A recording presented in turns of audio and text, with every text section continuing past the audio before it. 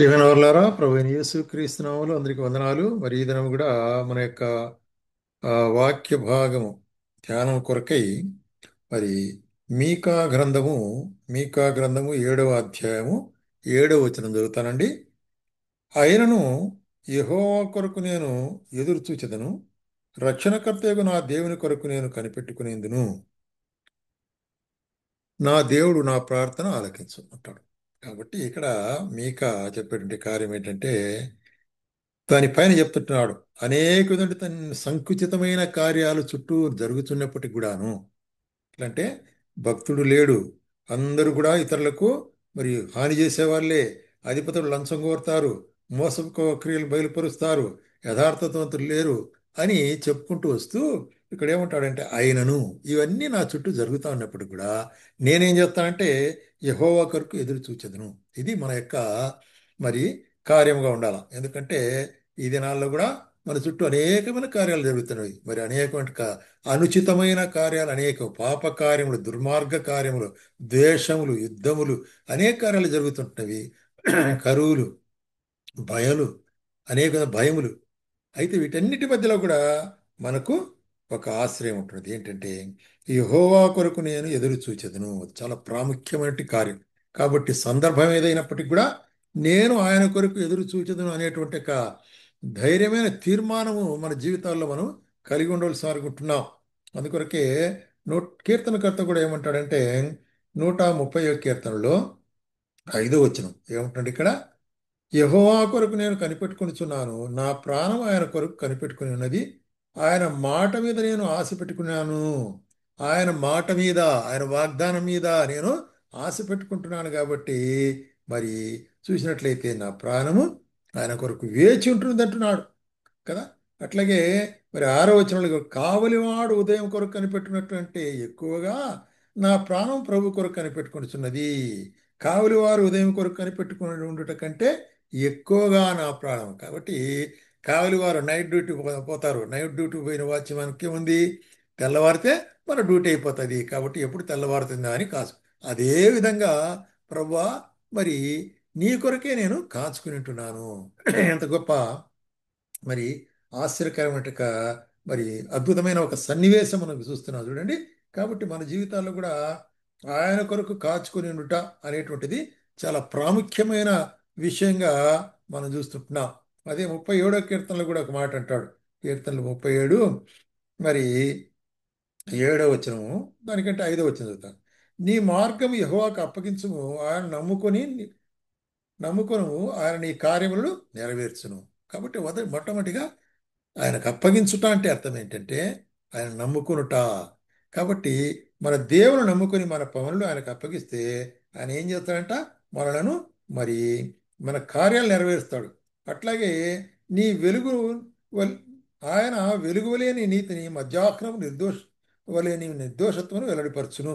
యెహోవా ఎదుట మౌనంగా ఉండి ఆయన కొరకు కనిపెట్టుకోండు. అది కాబట్టి మన ప్రయత్నాలు అనేకం ఉంటాయి. అయితే కూడా మన ప్రయత్నం కాదు, ఆయన కొరకు కనిపెట్టుకు. కాబట్టి ఆయన కొరకు కనిపెట్టుకునుట అనేటువంటిది ఎంత ప్రాముఖ్యమైంది. యెషయా కూడా రాస్తూ ఏమంటాడంటే, యెషయా గ్రంథము 25వ అధ్యాయంలో ఒక మాట చెప్తాడు. మరి చూసినట్లయితే 9వ వచనంలో ఏమంటున్నాడు ఇక్కడ, ఆ దినమున జనులు ఇలాగందరూ, ఇదిగో మనల్ని రక్షించుని మనము కనిపెట్టుకున్న మన దేవుడు, మనము కనిపెట్టుకున్న యెహోవా ఈయనే, ఆయన రక్షణను బట్టి సంతోషించి ఉత్సహించదము. కాబట్టి మనం కనిపెట్టుకుంటున్నాం రక్షణ కొరకై. మన యొక్క మరి రక్షణ లేక పాప క్షమాపణ అనే దాని కొరకై కనిపెట్టుకుని ఉండి, ఆ దినమున అంటే ఎప్పుడైతే యేసు ప్రభు ఈ లోకంలో మొట్టమొదటిసారి వచ్చినాడో, ఈ లోకంలో మరి ఆయన లోకాన్ని రక్షించడాని కొరకై మానవ అవతారంలో వచ్చి ఆయన మనుషులకు జన్మించి ఆయన మన కొరకై ప్రాణత్యాగం చేసినాడు. శిలువలో రక్తం గార్చినాడు, మరణించి భూస్థాపన చేయబడి తిరిగి లేచినాడు. ఆ విధంగా ఆయన మన కొరకు రక్షణ కార్యాన్ని ఏర్పరిచినాడు. మన పాప క్షమాపణ, మనకు విడుదల, అదే దాన్ని ఆత్మరక్షణ అనేటువంటి కార్యం చేస్తున్నాం. అందుకొరకే ఆ విధంగా రక్షణ కొరకే కనిపెట్టుకుని ఉంటాడు ఇక్కడ మరి ప్రవచనంగా చెప్తున్నాడు యెషయాలో. కాబట్టి యెహోవా కొరకు ఎదురు చూసేవాళ్ళు ఆ విధంగా నూతన బలం పొంది మరి వారు పక్షిరాజుల రెక్కలు చాపి పైకి ఎగురుతారట. ఎట్లాగా పక్షిరాజు పైకి పైకి ఎగురుతూ పోతాడు చూడి, అట్లాగా నూతన బలం ఆయన మనకు అనుగ్రహిస్తాడు ఎప్పుడైతే ఆయన కొరకు మనం కాచుకుని ఉంటామో. అందుకొరకే ఆయన కొరకు కాచుకునే వాళ్ళు ధన్యులు అనేటువంటి కార్యాన్ని మనం చూస్తుంటాం. అట్లాగే కావున మీ యందు దయ చూపాలని యెహోవా ఆలస్యం చేయుచున్నాడు, మిమ్మల్ని కరుణింపులనని ఆయన నిలువబడి ఉన్నాడు. కాబట్టి ఆయన మన కొరకు వేచి ఉన్నాడంట, మనల్ని కరుణించేదాని కొరకే. చూసావా ఎటువంటి దేవుడు!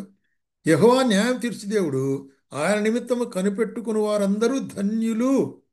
ఆయన కొరకు కనిపెట్టుకుని ఉండేవారంతా ధన్యులు. కాబట్టి ఆయన కొరకు మనము కనిపెట్టుకుని ఉండుట అనేటువంటి కార్యాన్ని చూసి అపోస్తలుడు పౌలు కూడా ఏం రాస్తాడంటే, మన ఎడల ప్రత్యక్షమి కాబో మహిమెదుట ఇప్పటి కాల విషయంలో ఎన్నదగినవి కావని ఎంచుచు మనము ఆశతో కనిపెట్టుచున్నాము.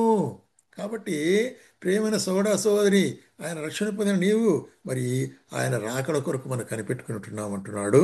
మరి ఇక్కడ రోమీయులకు రాసిన పత్రిక 8వ అధ్యాయములో మనం గమనించినట్లయితే మరి అట్లాగే మనం మాత్రమే కాదంట, దేవుని పిల్లలు పొందబో మహిమ స్వాతంత్రం పొందినందున నిరీక్షణ కలది, స్వేచ్ఛగా కాక దాన్ని లోపరిచిన వారి మూలముగా దట్ ఈజ్ వ్యర్థపరచబడుతున్నది.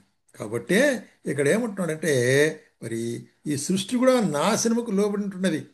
అయితే మరి ఆయన వారికి ఎప్పుడు విడుదల కలుగుతుందా ఆయన బిడ్డలకు అని చూస్తున్నదంట కదా. చూసినట్లయితే మరి మనము కూడా దత్తతత్వం కొరకు అనగా మన దేహ విమోచన కొరకు కనిపెట్టుకొని చుట్టున్నాము. కాబట్టి మనము కనిపెట్టుకొని చుట్టున్నాము కాబట్టి ఎట్లా ఉండాలా? ఓపిక కలిగిన వారంగా ఉండాలి.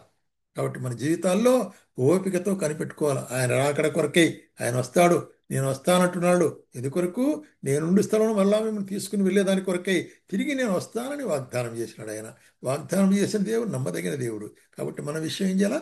కనిపెట్టుకుని ఉండుట అంటే నమ్ముకుని ఉండుట, ఆయన మీద ఆధారపడి ఉండుట, ఆయనే నాకు శరణము అని ఆయనకు సంపూర్ణ మనం అప్పగించుకుంటా కనిపెట్టుకుంటా అంటే. కాబట్టే మరి ఆయన కొరకు నేను ఏది ఏమైనప్పటికీ కూడాను మరి మీకా చెప్పినట్లు పరిస్థితులు మన చుట్టూ పరిస్థితుల ప్రభావం ఎట్లున్నప్పటికీ కూడా ఆయన కొరకు కనిపెట్టుకుని ఉండుట అనేటువంటి జీవితంలో ఒక తీర్మానం తీసుకుని, అట్లాగే మన జీవితంలో కూడా ఒక తీర్మానం ఉండాలి.